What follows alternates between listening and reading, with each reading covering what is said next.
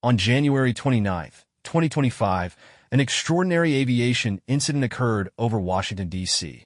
An American Airlines passenger plane collided with a Black Hawk military helicopter during an approach. Miraculously, there were no casualties. The pilots managed to make an emergency landing, and all passengers and crew were rescued. The world media quickly called it an incredible miracle, but Keanu Reeves, who was nearby in Washington, D.C., felt that something was wrong. He immediately went to the scene to help, but he was unexpectedly stopped by the security services. What were they hiding? Why was he not even allowed to get closer? And most importantly, what really happened in the sky over the U.S. Capitol? January 29, 2025, Washington, D.C. The early morning sky over the Capitol was cold and gray, a dense fog hanging low over the Potomac River.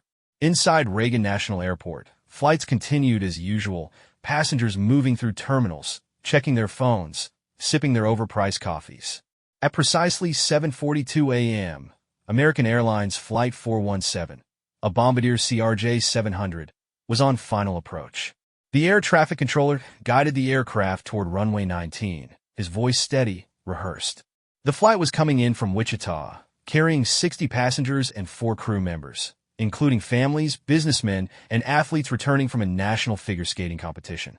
Meanwhile, at Joint Base Andrews, a Sikorsky H-60 Black Hawk helicopter took off at 7:39 a.m. It was a routine military flight, a short transfer carrying 3 personnel assigned to a classified Pentagon briefing. Its route was pre-approved. The pilot followed strict protocol, coordinating with civilian airspace controllers. Then, at 7:45 a.m., something went wrong.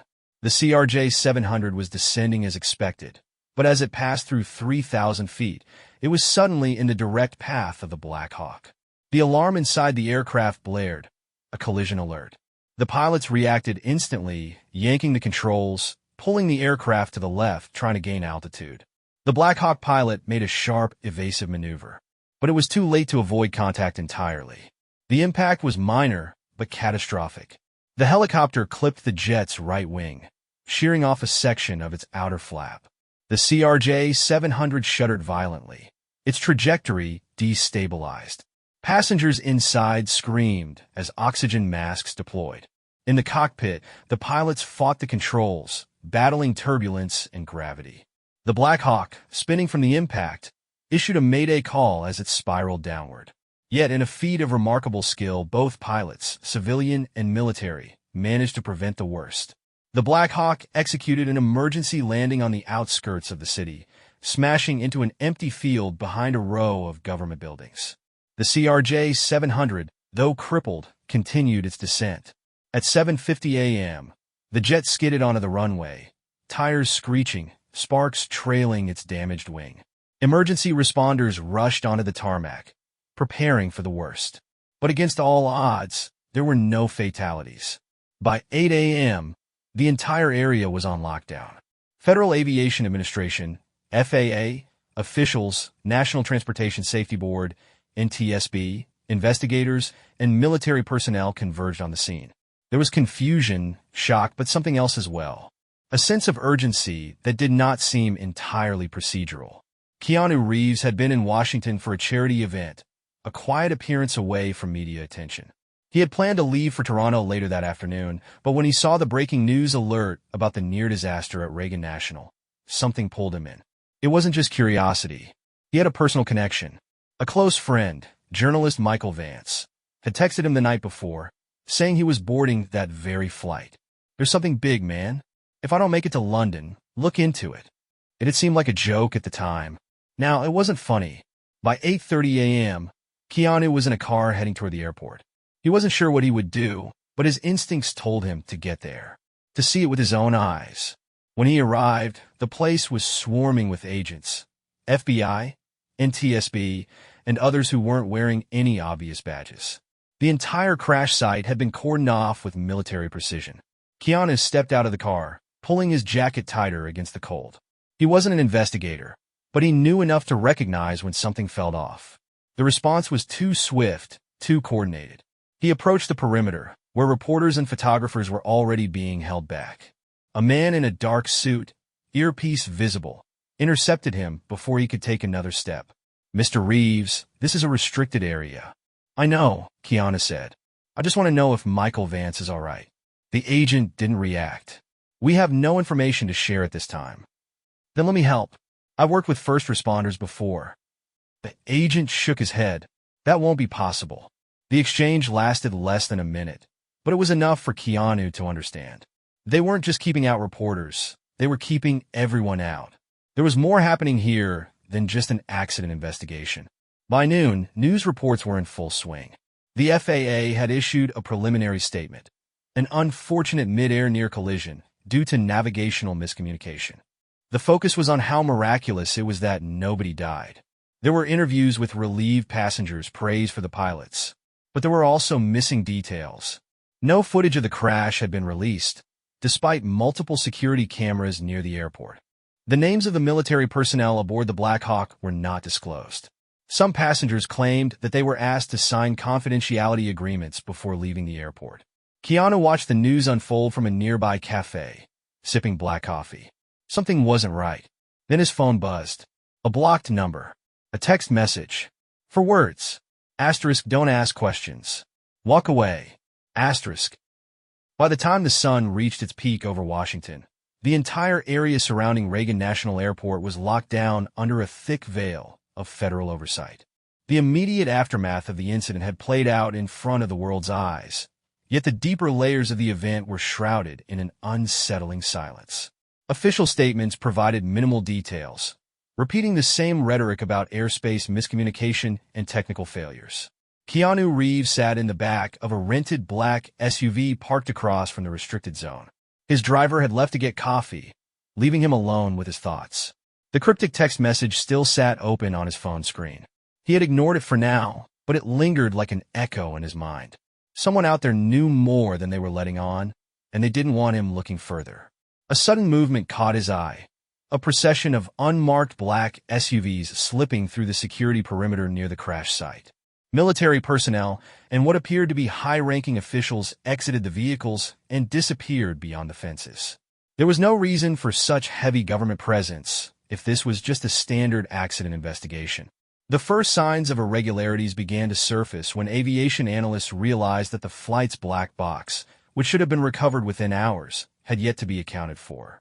The media had assumed it was being analyzed behind closed doors, but unofficial sources suggested otherwise. Aviation disasters always triggered intense scrutiny, and yet in this case, the focus seemed to be directed elsewhere. Major news outlets were feeding the public inspiring stories about the pilot's heroics while conveniently sidestepping the core questions. Why did the helicopter veer off its designated course? What emergency order had overridden its standard flight path? And where was the data that should have provided those answers? Keanu had seen enough. He stepped out of the vehicle, adjusting his coat against the winter breeze. The air was thick with the scent of jet fuel and charred metal, a stark reminder of how close disaster had come that morning. A former air traffic controller he knew from a previous aviation-related project had provided him with an inside tip. There were inconsistencies in the control tower logs. According to records, the Black Hawk had not been scheduled to be anywhere near the flight path of commercial aircraft at that altitude. Yet, despite its deviation, no distress calls or warning transmissions had been recorded prior to the near miss. Officially, everything had happened too fast for intervention. But in reality, something had delayed response measures. Something significant enough to override standard protocols. Keanu wasn't an investigator by trade, but he had spent years in and around individuals who operated on the fringes of classified knowledge. His instincts told him this wasn't just an accident. It was either a severe operational failure being swept under the rug, or it was something worse, deliberate manipulation. Survivors of the flight were being kept away from the press under the pretense of ensuring their well-being. Some had reportedly been sent to military hospitals instead of civilian ones, a move that further fueled speculation. A journalist friend of his attempted to contact several passengers, but none were willing to talk. One texted back, saying they were advised against discussing details of the event. Others never responded. The situation was growing darker by the hour. By late afternoon, surveillance reports indicated that an unregistered cargo plane had taken off from a remote airstrip near the crash site. The flight had no listed manifest, no identifiable markings. Meanwhile, Pentagon officials were making closed-door visits to the base where the Black Hawk had originated. The pilot's name was still being withheld from public records, and no official statements had been released from the military side of the incident. Keanu had been in high-security environments before, but this was something else. The sheer scale of coordinated secrecy suggested an event far beyond an aviation mishap. As he prepared to leave the area, another message arrived on his phone. No number, no signature, just a few words. Asterisk, this is not your fight. Walk away while you still can. Asterisk. The winter sky over Washington, D.C. had shifted from crisp blue to a dull gray by mid-afternoon. The scent of burnt aviation fuel still lingered near Reagan National Airport, a stark reminder of the morning's incident. Despite the outward appearance of control, the situation surrounding Flight 417 and the Black Hawk collision remained shrouded in secrecy. Keanu Reeves had never been one to ignore an instinct. Every fiber of his being told him something was deeply wrong with the official narrative. The moment he received the second anonymous message, his unease transformed into certainty. Someone somewhere did not want him or anyone prying into this event. By 2 p.m., the perimeter surrounding the wreckage was reinforced. What had started as a standard investigation had escalated into something far more unusual. Civilian access had been entirely cut off, and even accredited journalists found themselves stonewalled. Reporters were fed the same repetitive soundbites from FAA representatives. An unfortunate incident, full investigation underway, no foul play suspected. Yet, pieces weren't adding up. Witnesses described seeing a group of unmarked military personnel retrieving something from the Black Hawk before any NTSB agents arrived. Those who had been closest to the crash site reported a brief but intense burst of radio static moments before impact, an anomaly the FAA conveniently omitted from its timeline. Satellite images from open-source aviation trackers showed inconsistencies in the Black Hawk's flight path, suggesting that it had changed course minutes before the collision. The pilot's communications had not indicated distress, nor had there been any clear reason for the sudden deviation. But perhaps the most concerning element was the disappearance of the flight's black box. Typically, such devices were recovered almost immediately, their data secured and analyzed by investigators. Yet by mid-afternoon, no official confirmation of its whereabouts had been issued. While the civilian response teams focused on containing the media frenzy, the military had taken complete control over the remains of the Black Hawk. A team of engineers, clad in dark uniforms without insignia, had been observed moving wreckage under heavily guarded transport. Questions arose regarding what exactly had been aboard the aircraft. While initial reports suggested a routine personnel transfer, unverified sources hinted at classified cargo. Some speculated that the helicopter had been carrying sensitive materials related to a high-level defense project. A retired aviation official, speaking under anonymity, suggested another possibility: electromagnetic interference. Some experimental military-grade technologies were capable of disrupting avionics in civilian aircraft, potentially leading to an unintentional mid-air anomaly. If the Black Hawk had been testing such equipment, the government had every reason to contain the situation swiftly and quietly. By 3:15 p.m., Keanu had positioned himself at a vantage point near the outer perimeter of the investigation zone. From his location, he observed a convoy of matte black SUVs departing the restricted area, escorted by a heavily armed unit. It was unusual for standard aviation incidents to warrant such measures. The convoy moved with precision, heading toward a non-disclosed military base on the outskirts of the city. Keanu noted that the vehicles did not bear standard government plates, a minor detail that only deepened his suspicions. He considered following, but knew better than to be reckless. Instead, he noted their direction, storing the information for later. At the same time, chatter among independent investigators online was growing. A few tech-savvy aviation enthusiasts had managed to pull historical radar data, revealing yet another irregularity. An unidentified aircraft had been in the vicinity moments before the accident, its transponder briefly appearing and vanishing within seconds. Several passengers aboard Flight 417 had begun sharing their accounts anonymously. What struck Keanu as unusual was their uniform hesitation. None of them outright contradicted the official reports, yet each statement seemed carefully measured. It was as if they were recounting an event while deliberately avoiding crucial details. One passenger described the final moments before the impact as unnervingly calm. Too calm. No panicked radio transmission, no distress calls from the Black Hawk, nothing. Just an abrupt lurch in the aircraft, followed by the impact. Others claimed they had been given strict instructions upon deboarding. Avoid speculative discussions, refrain from contacting the press, and remain available for follow-up questioning. A flight attendant revealed, off the record, that passengers had been quietly asked to sign non-disclosure agreements before leaving the airport. By late afternoon, Keanu's thoughts returned to one unsettling theory. What if the Black Hawk had been carrying something or someone that required absolute secrecy? The military's swift response, the silence from officials, and the disappearance of critical flight data all pointed in one direction: containment. It was entirely possible that an asset of high importance had been on board, necessitating extreme measures. Whether it was an intelligence operative, a piece of advanced technology, or something even more sensitive, the authorities were ensuring no one outside the highest echelons of power would ever find out. But if that was the case, then why had the incident occurred in the first place? A catastrophic failure? A miscalculated maneuver? Or had someone wanted to intercept what was being transported? As the day began to fade, the situation remained unresolved. Keanu sat in his vehicle, staring out at the lights flashing beyond the perimeter, knowing that whatever had truly happened that morning was now buried under layers of bureaucracy and classified reports. He scrolled through his phone, checking for any new updates, any leaks, any whispers of information slipping through the cracks. But the system was airtight. Then, just as he was about to turn away from the screen, another message appeared. It was short, but its meaning was clear. Asterisk, if you're still asking questions, you already know too much. Asterisk.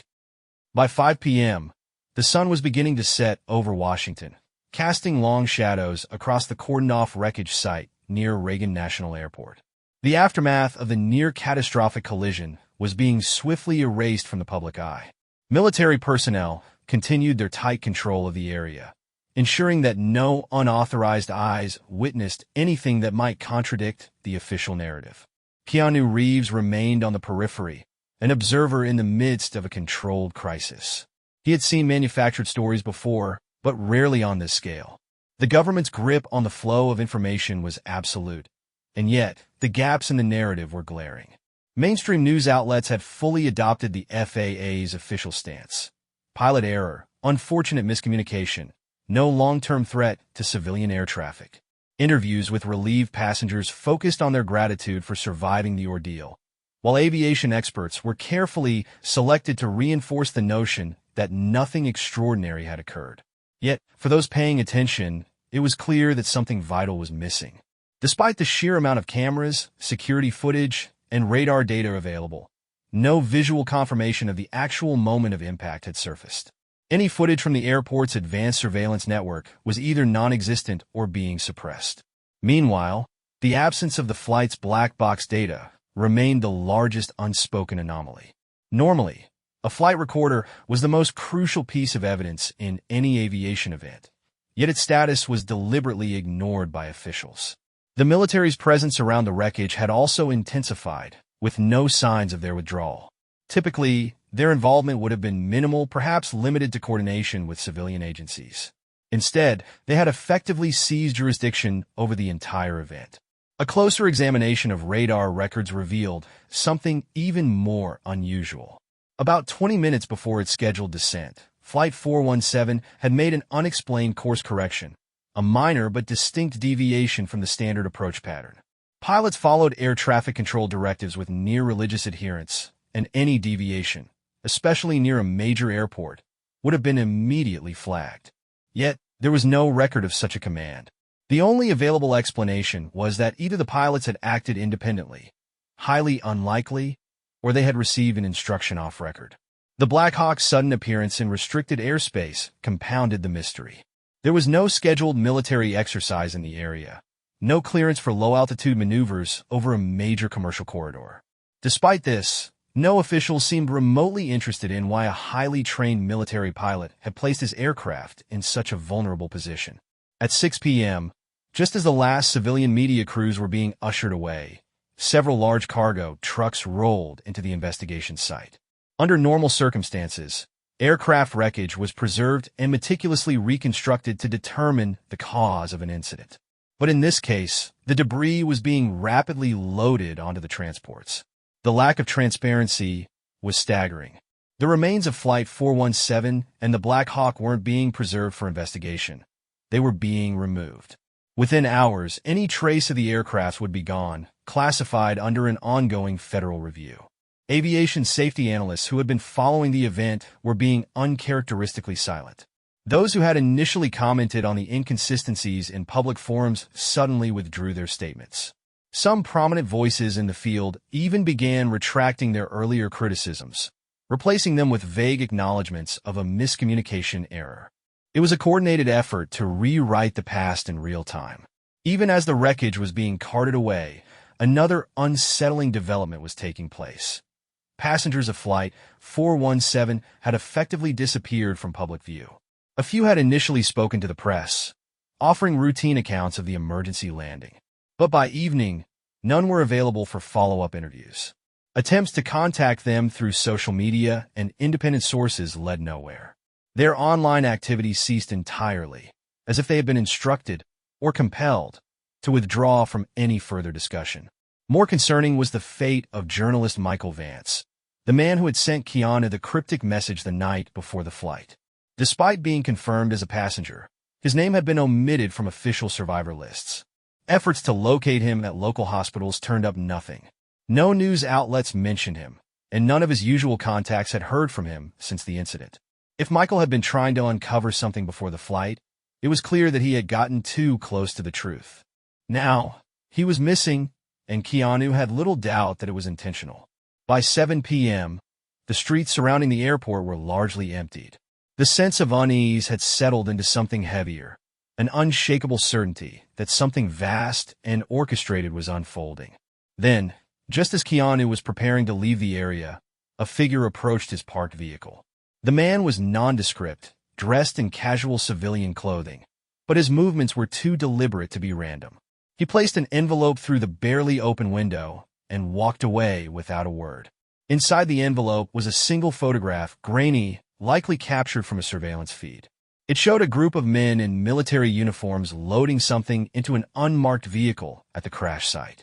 The object they were handling was partially obscured, but it was clear that it was no ordinary cargo. There was a short, handwritten note beneath the image. Asterisk, they were transporting something. They weren't supposed to crash. Asterisk. By 8 p.m., the city was quiet, but the air around Reagan National Airport remained thick with unspoken tension. The civilian world had moved on, shifting focus to routine politics and everyday news, but the remnants of a near-tragic aviation incident remained buried beneath bureaucratic control. Keanu Reeves sat in his car, gripping the envelope containing the photograph and note, his mind racing with unanswered questions. The systematic removal of wreckage from the site had reached its final stage. Transport trucks carrying dismantled remains of Flight 417 and the Black Hawk had already begun dispersing, their destinations unknown.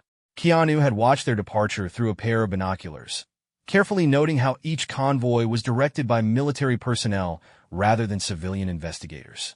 Attempts to track the trucks through official transportation logs proved futile. The vehicles were either using temporary registrations or were operating under classifications that exempted them from public record. There was no evidence that the wreckage was being sent for analysis, only indications that it was being erased. Even more concerning was the complete lack of documentation regarding Flight 417's black box. The FAA, typically transparent about data retrieval, had not acknowledged its existence since the morning's incident. It was as if the device had never been installed on the aircraft at all. While mainstream sources accepted the navigational miscommunication explanation, independent aviation enthusiasts had begun their own analysis. One such expert, using open-source flight tracking software, identified an anomaly, a brief but noticeable interference in the flight path records. At 7:44 a.m., exactly 1 minute before the reported collision, Flight 417's recorded trajectory wavered erratically. For a moment, it appeared to descend slightly before resuming normal approach. This deviation lasted mere seconds, but it was enough to raise suspicion.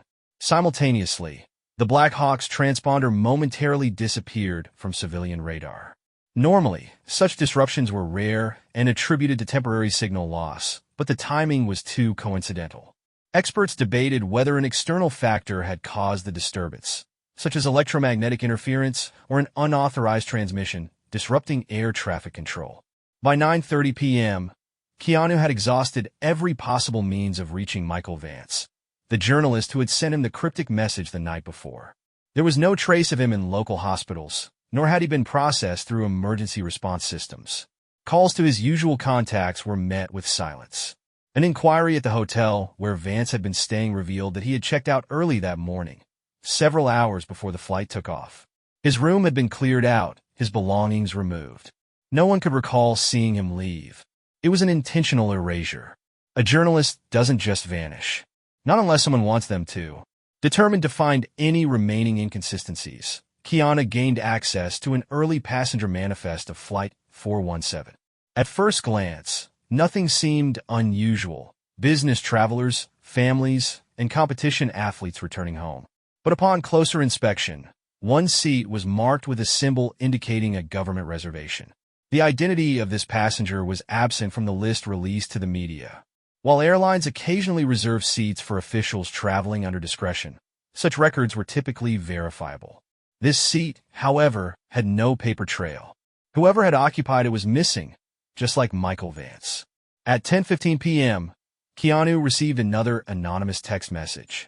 Unlike the previous warnings, this one contained an attachment, a heavily pixelated image showing an unregistered cargo plane stationed at a remote airfield outside the city. The accompanying message read, *, they moved it. You were right. But it's not just the wreckage. *,